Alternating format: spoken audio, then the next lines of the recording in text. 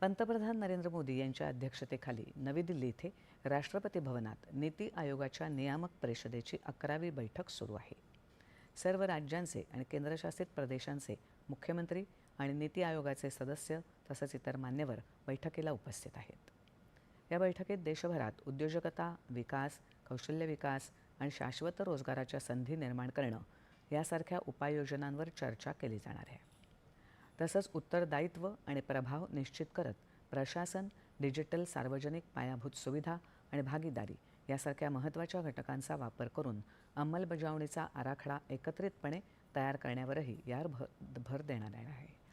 यावर्षीच्या बैठकीचा विषय विकसित भारत ॲट 2047 साठी सर्वसमावेशक मानवी विकास असा आहे.